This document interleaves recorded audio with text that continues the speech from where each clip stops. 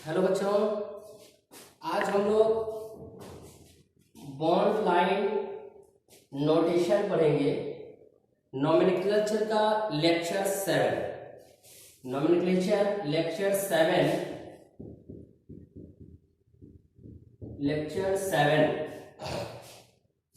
मतलब जितने भी सारे रूल्स आप स्ट्रेट चेन में देखे थे वही सारा रूल्स यहाँ पे भी होता है, बट अंतर यही होता है कि वहां पे कार्बन से हम लोग कार्बन को जोड़ जोड़ करके कार्बन चेन को दिखाते थे, लेकिन यहाँ पे हम क्या करते हैं, उसी कार्बन को बॉन्ड के फॉर्म में दिखाते हैं। इसलिए हम लोग इसको बोलते हैं बॉन्ड लाइन नोटेशन। तो चलिए बॉन्ड लाइन नोटेशन का कुछ एग्जांपल लेते हैं। जैसे अगर सपोज दैट, चलिए एग्जांपल फर्स्ट, सपोज दैट आपको ऐसे ऐसे लिख दिया गया और कहेगा कि इसका नाम क्या होगा। तो आप सिंपल सी बात है, देख रहे हैं 1 कार्बन, 2 कार्बन, 3 कार्बन, 4 कार्बन और 5 कार्बन, तो टोटल 5 कार्बन है। तो यहाँ पे क्या होगा कि CH3, CH2, CH2, CH2 और CH3, 1 2 3 4 5। देखिए इसी चीज को हम स्ट्रेट चेन में लिख दिए, मतलब जितने भी कॉर्नर होते हैं ना वो कार्बन होते हैं। जितने भी कॉर्नर होते हैं वो कार्बन होते हैं। जैसे ये कार्बन है, ये कार्बन है, ये कार्बन है, ये कार्बन है, ये कार्बन है। तो हमने इसी को देखिए इस फॉर्मेट में लिख दिया। तो यहाँ पे अगर हम यहाँ पे डबल बॉन्ड डाल देते तो फिर क्या करते, किसी दो कार्बन के बीच हम भी डबल बॉन्ड डाल देते। ये लास्ट वाला है तो लास्ट वाला में ही डालते, यहाँ पे इस तरह से डबल बॉन्ड हो जाता। बात समझ में आ रहा है? तो कहने का मतलब ये हुआ कि बॉन्ड लाइन नोटेशन जो होता है, हम सिंपल वाला जो स्ट्रेट चेन लिखते हैं एक कार्बन को दूसरे कार्बन से जोड़ करके, अब बॉन्ड लाइन नोटेशन में क्या करते हैं, उसी को हम लोग बॉन्ड के फॉर्म में दिखाते हैं, उसी को हम लोग बॉन्ड के फॉर्म में दिखाते हैं। तो जैसे 1 कार्बन हुआ, 2 कार्बन हुआ, 3 कार्बन हुआ, 4 5 कार्बन का इस तरह से देख रहे हैं। तो इस कार्बन की जगह पे ये है, इस कार्बन की जगह पे ये कार्बन, इस कार्बन की जगह पे ये कार्बन, इस कार्बन की जगह पे ये कार्बन और इसकी जगह पे ये कार्बन, और ये डबल बॉन्ड है तो यहाँ पे डबल बॉन्ड है।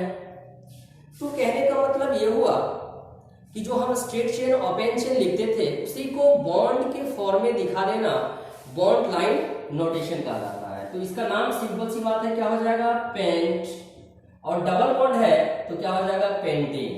मतलब इसी तरह से आप किसी को भी जैसे ऐसे लिख दिए 1 कार्बन, 2 कार्बन, 3 कार्बन, कहीं पे भी डबल या ट्रिपल तो दिख नहीं रहा, तो हम एज्यूम करेंगे कि सारे जगह पे सिंगल बॉन्ड है, यानी कि 1 2 3 कार्बन के लिए क्या लिखते हैं, प्रोप लिखते हैं। तो क्या हो जाएगा, प्रोपेन।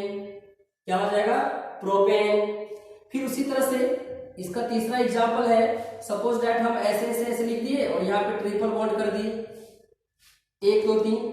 इसका मतलब है कि ये CH3 है, ये कार्बन और ये CH3, और ये 2 कार्बन के बीच में जो है ट्रिपल बॉन्ड है। क्या है, ट्रिपल बॉन्ड। इसको क्या करेंगे, अगर हम इस फॉर्मेट में लिखेंगे तो ये होगा CH3, इसके जगह पे कार्बन, ट्रिपल बॉन्ड और यहाँ पे कार्बन, और फिर यहाँ से क्या होगा, CH3। अब प्रत्येक कार्बन का 4 बॉन्ड पुराना रहता है, तो आप देख सकते हैं इस कार्बन का 4 बॉन्ड है, इसका भी 4 है, 1 2 3 4, इसका भी 4 है, 1 2 3 4, और इसका भी 4 है, 3 और 1 4। तो प्रत्येक कार्बन का 4 बॉन्ड कंप्लीट है। इसी को हम लोग क्या किए, एक लाइन के फॉर्म में लिख दिए, तो इसी को हम लोग बोलते हैं बॉन्ड लाइन नोटेशन। इसका नाम क्या हो जाएगा, 4 कार्बन के लिए क्या लिखते हैं, ब्यूट, और 1 2 पे डबल बॉन्ड है तो 2ENE, क्या हो जाएगा, ब्यूट, 2NENE, ब्यूटेन। फिर नेक्स्ट है इसका फोर्थ एग्जांपल। तो मतलब इसी तरह से हम लोग बॉन्ड लाइन को क्या करते हैं, रिप्रेजेंट करते हैं। सपोज दैट ऐसे लिख दिया और यहाँ पे लगा दिया COOH, और यहाँ पे कोई ब्रांच लगा दिए OH। तो अब यहाँ पे क्या है ना, ये दो फंक्शनल ग्रुप आ गया, ये कार्बन कंटेनिंग है, यहाँ भी कार्बन है, यहाँ भी कार्बन है, यहाँ भी कार्बन है, कहीं पे भी डबल बॉन्ड ट्रिपल बॉन्ड नहीं है। ये COOH कार्बोजेनिक एसिड है, ये OH है, अल्कोहल है। और अब 2 फंक्शनल ग्रुप जब एक साथ आ जाता है तो क्या करते हैं बाबू, उसमें एक सीनियर होता है और एक क्या होता है, जूनियर होता है। जो सीनियर होता है उसी के अकॉर्डिंग हम लोग पेरेंट चेन को क्या करते हैं, डिसाइड करते हैं। तो पेरेंट चेन यही से होगा 1 1 2 3 4 ये ब्रांच हो जाएगा। और जब OH ब्रांच होता है तो उसका नाम क्या लिखते हैं, हाइड्रोक्सी। तो क्या लिखेंगे 1 2 3 4 क्या लिखेंगे 2 हाइड्रोक्सी, 2 हाइड्रोक्सी। और कितने कार्बन है बाबू 4, तो 4 के लिए क्या लिखिएगा ब्यूट। और कहीं पे भी डबल बॉन्ड नहीं है तो ब्यूटेन। और COOH के लिए क्या लिखते हैं बाबू ओइक एसिड। तो क्या लिख देंगे oic acid, butanoic acid, 2 hydroxy butanoic acid. तो मतलब नाम जैसे हम लोग ओपन चेन का लिखते थे वैसे ही लिखते हैं, सारा रूल भी वही होता है। बट वहां पे कार्बन कार्बन को लिंक करते थे, यहाँ पे हम बॉन्ड के फॉर्म में दिखा देंगे, लाइन के फॉर्म में दिखा देंगे। तो इसी को बोलते हैं हम लोग बॉन्ड लाइन नोटेशन। तो वीडियो को पॉज करके ये 4 एग्जाम्पल को लिख लीजिए, देन हम लोग 5वें एग्जाम्पल पे चलते हैं।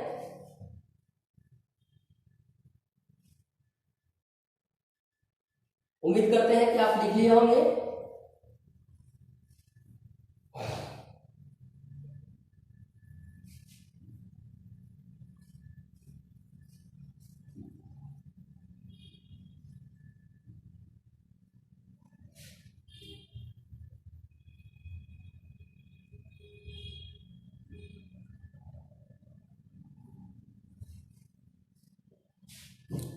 पांचवा एग्जाम्पल देखिए यहाँ पे, जैसे कि इसी तरह से हम बॉन्ड के फॉर्म में दिखा दिए।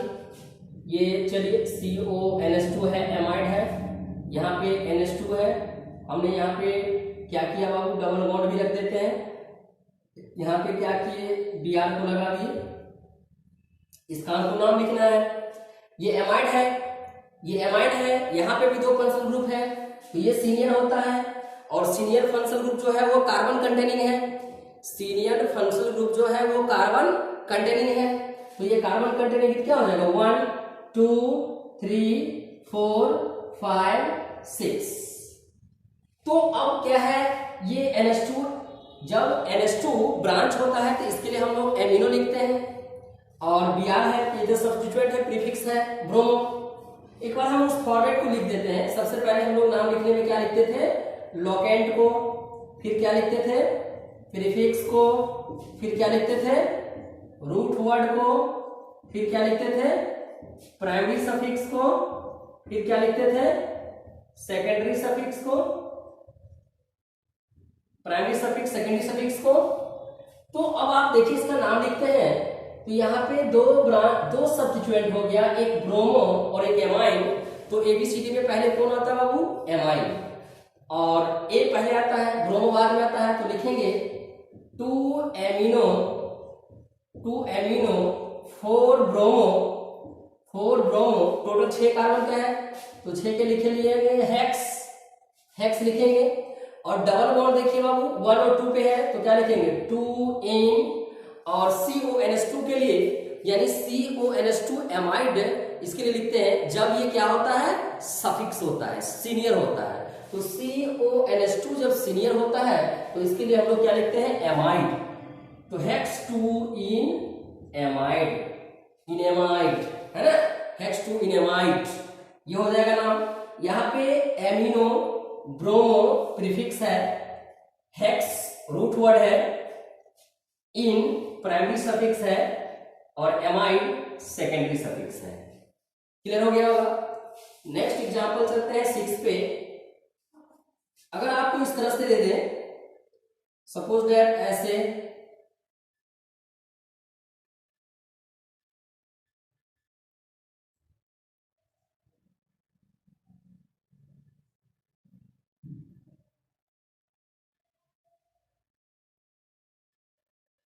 चलिए इसका ही नाम लिखते हैं। क्या लिखेंगे 1 2 3 4 5 6 7।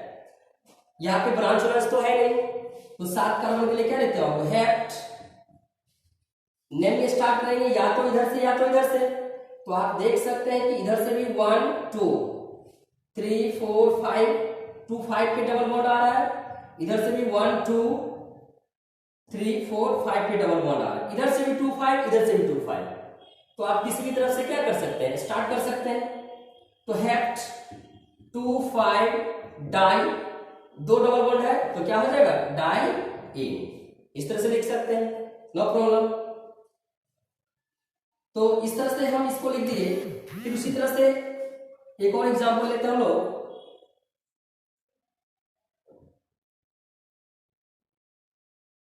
मतलब किसी भी तरह से घुमा दिया जाए, कोई दिक्कत नहीं है। सपोज दैट यहाँ पे डबल बॉन्ड कर दिया,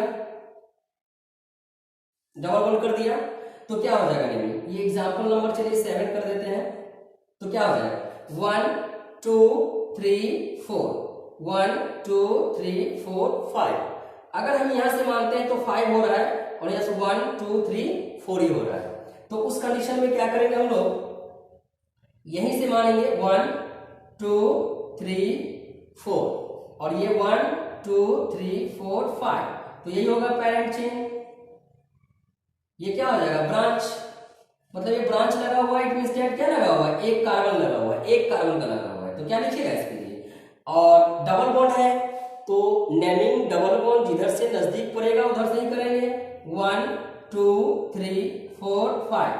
तो 3 मिथाइल क्या लिखेंगे बाबू, टोटल कितना है 5 कार्बन के, 5 के लिए क्या लिखते हैं, पेंट। और डबल बॉन्ड है तो क्या लिखेंगे, पेंटीन। बात क्लियर है बाबू।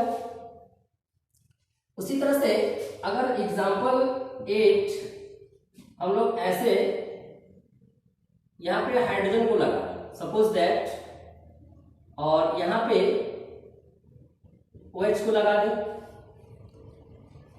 तो इसका यहां से इसका मतलब ये नहीं है कि यहां पे कार्बन है, नहीं, ये यहां से ये कार्बन से डायरेक्ट हाइड्रोजन लगा हुआ है। इसी चीज को समझाने के लिए हम ये क्वेश्चन दिए हैं।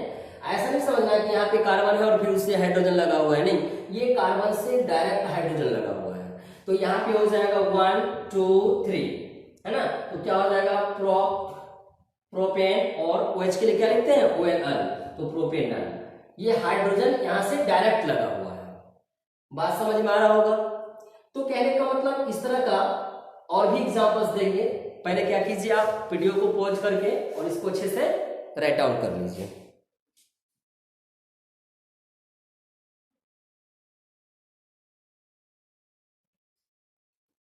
चलिए, हम उम्मीद करते हैं कि आप लिख लिए होंगे।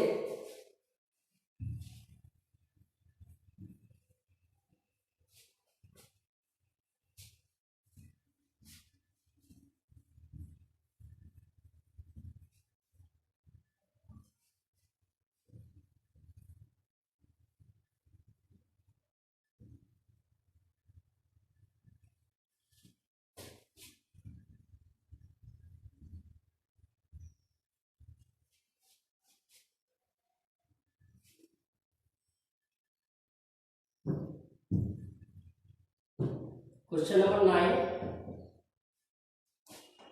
जैसे कि इस तरह से कोई भी कंपाउंड दिया है सपोज दैट, और ये डबल बॉन्ड O दे दिया और यहां भी डबल बॉन्ड O है और यहां पे H है। चलिए इसको समझते हैं। देखिए, ये कार्बन है, ये कार्बन है, ये कार्बन है। तो इस कार्बन और इस कार्बन के बीच में ये लगा हुआ है, ये क्या हो जाएगा, कीटोन।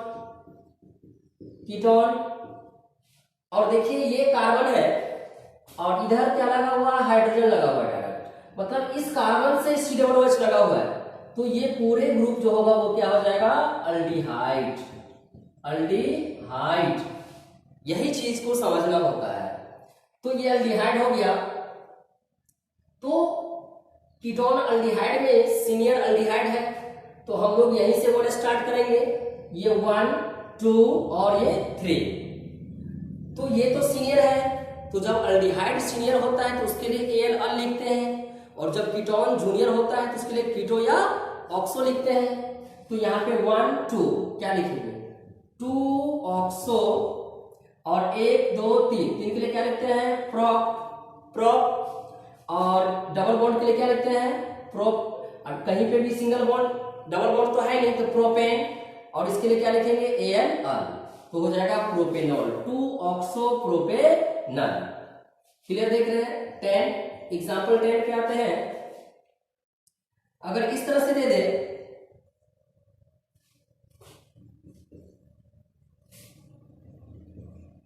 ये क्या है बाबू? तो ये है एनहाइड्राइड। क्या है? एनहाइड्राइड। देखिए ये एसिड एनहाइड्राइड है, ये एसिड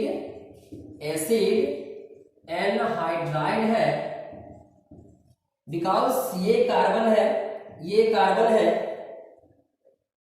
तो ये कार्बन एसिड एनहाइड्राइड का नाम कैसे लिखते हैं बाबू? Oic anhydride. क्या लिखते हैं? Oic anhydride. तो हम वहां पे जब स्ट्रेट ओपन चेन वाला बता रहे थे तो वहां पे बताए थे कि जैसे एक और एक दो कार्बन है, एक और एक दो कार्बन है, तो जब दोनों तरफ बराबर हो, इस ऑक्सीजन के दोनों तरफ बराबर हो, तो वो सिमेट्रिकल का केस होता है और किसी एक ही तरफ लिखा जाता है। यानी कि इधर दो कार्बन और इधर भी दो कार्बन, तो क्या लिखेंगे हम लोग? Ethanoic anhydride, ethanoic anhydride. लेकिन वही अनसिमेट्रिकल होता तो फिर दोनों तरफ के लिए लिखते। बात समझ रहे हैं? ये 10 नंबर क्वेश्चन।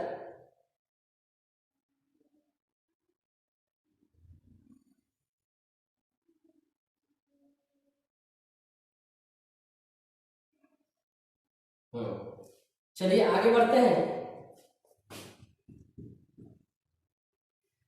तो इस तरह से आप देखिए, अब इसी में एक डिफरेंट वाला लेते हैं। जैसे कि ये ऐसे है, डबल बॉन्ड ओ है, और सपोज दैट यहाँ पे इस तरह से डबल बॉन्ड ओ है और यहाँ पे ऐसे कर दें, तो आप देख सकते हैं कि यहाँ पे 1 2 3 कार्बन हो गया और यहाँ पे 2 ही है। तो अब ये अनसिमेट्रिकल है, तो इसके लिए क्या लिखेंगे? इथॉक्सी, और इसके लिए 1 2 3 प्रोपोक्सी। ये इथाइल मतलब इसके लिए प्रोपाइल, इसके लिए इथाइल। तो दोनों मतलब अब दोनों को लिखना पड़े। यहाँ पे दोनों तरफ इथाइल था, सिमेट्रिकल था, तो हमने इथेनोइक एनहाइड्राइड लिख दिया। लेकिन यहाँ पे एक तरफ क्या है?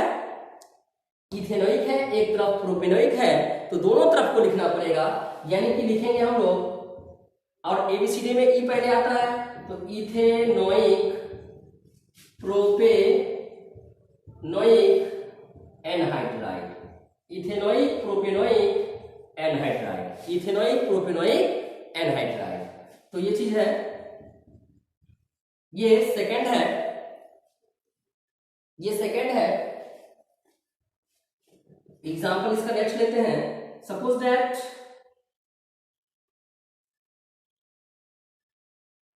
अगर यहां पे O है,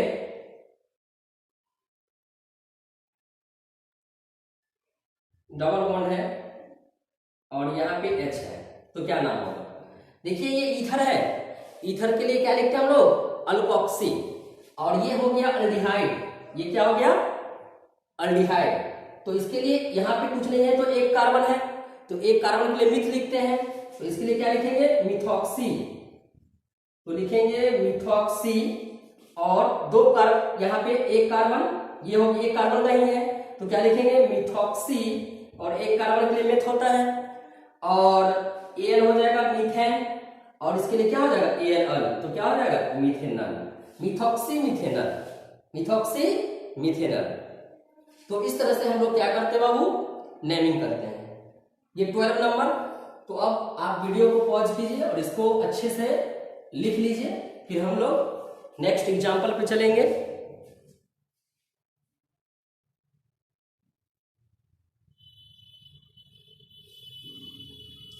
चलिए, उम्मीद करते हैं आप लिख लिए होंगे।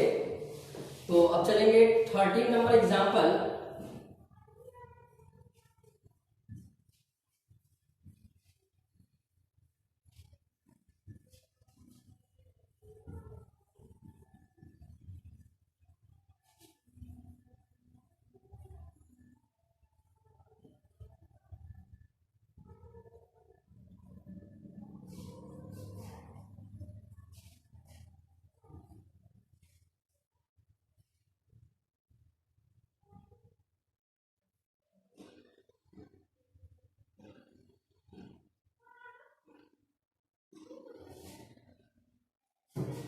थर्टीन नंबर एग्जाम्पल, जैसे कि अगर इस तरह का आ जाए,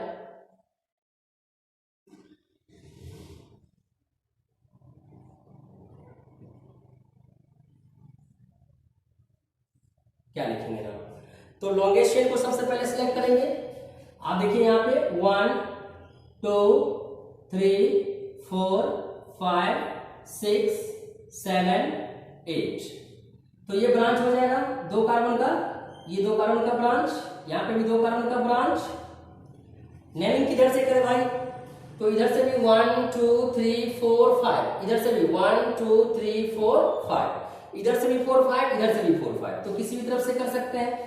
तो हम लोग इसके लिए इथाइल लिखते हैं, तो लिखेंगे 4 5 डाई इथाइल, 4 5 डाई इथाइल, 1 2 3 4 5 6 7 8। तो 8 के लिए क्या लिखते हैं बाबू? ऑक्ट। डबल बॉन्ड कहाँ कहाँ पे है? 1 2 पे है, 4 पे है और 6 पे है। तो क्या लिखेंगे? 2 4 6 ट्राई, 3 डबल बॉन्ड है ट्राई, और क्या लिखेंगे? ENE, triene. तो आप समझ गए होंगे। तो हम लोग इसका नेक्स्ट एग्जांपल 14 करते हैं। अगर इस तरह से लिखा रहे,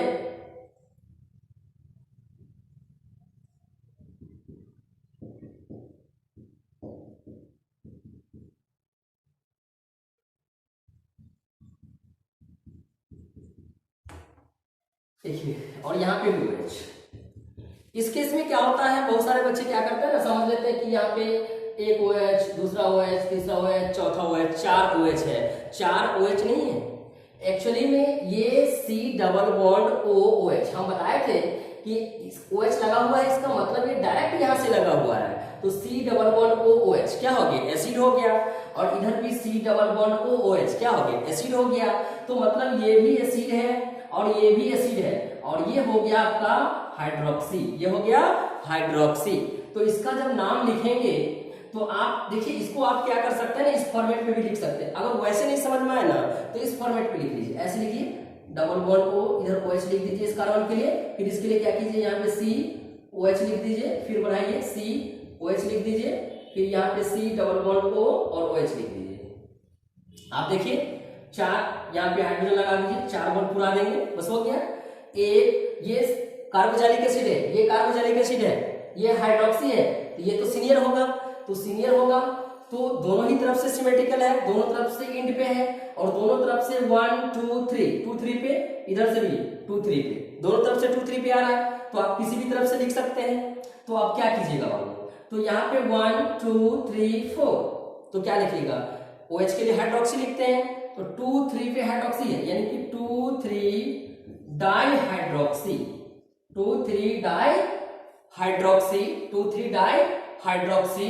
और टोटल कितना है बाबू? 4। 4 के लिए क्या लिखते हैं? ब्यूट।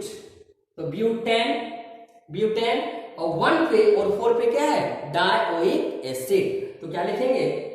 1 4 dioic acid, 1 4 dioic acid.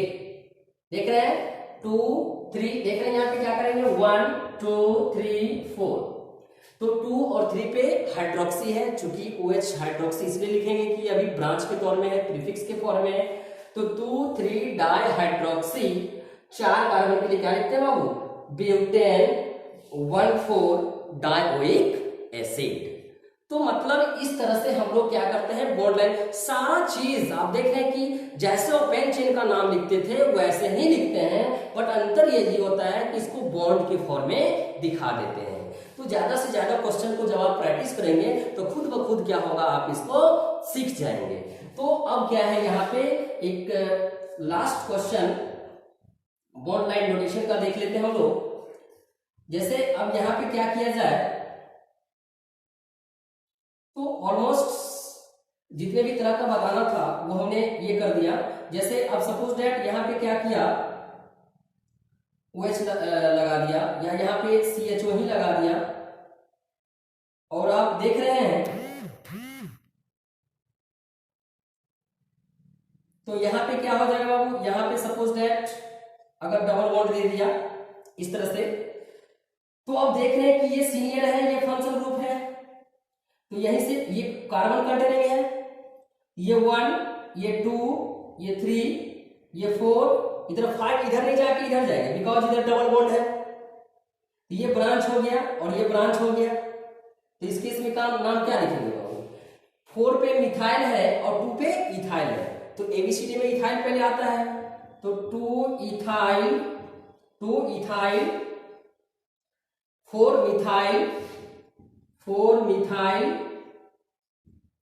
Methyl और टोटल कितना हो गया बाबू? 5 कार्बन का, तो 5 के लिए क्या लिखते हो बाबू? पेंट। कहीं पे भी डबल बॉन्ड यहाँ पे है, 4 पे है, तो क्या लिखेंगे बाबू? पेंट 4 इन, और CHO के लिए क्या लिखेंगे बाबू? CHO के लिए क्या लिखेंगे? Al, तो 4 इन अल। चूंकि 1 पे है तो पोजीशन देने की कोई जरूरत है नहीं। देख रहे हैं 2 पे इथाइल था, 4 पे मिथाइल था, टोटल 5 कार्बन का था तो पेंट लिख दिए, और 4 पे डबल बॉन्ड था तो 4 इन लिख दिए, और Al। तो इस तरह से हम लोग बॉन्ड लाइन नोटेशन को क्या करते हैं? नेमिंग करते हैं। तो वीडियो को पॉज करके इसको लिख लीजिए, और हम लोग क्या करते हैं, उम्मीद करते हैं कि लिख लिए होंगे। तो ये बॉन्ड लाइन नोटेशन ओवरऑल था। हम लोग नेक्स्ट क्लास पढ़ेंगे nomenclature of cyclic compound lecture 8 में। तो बाबू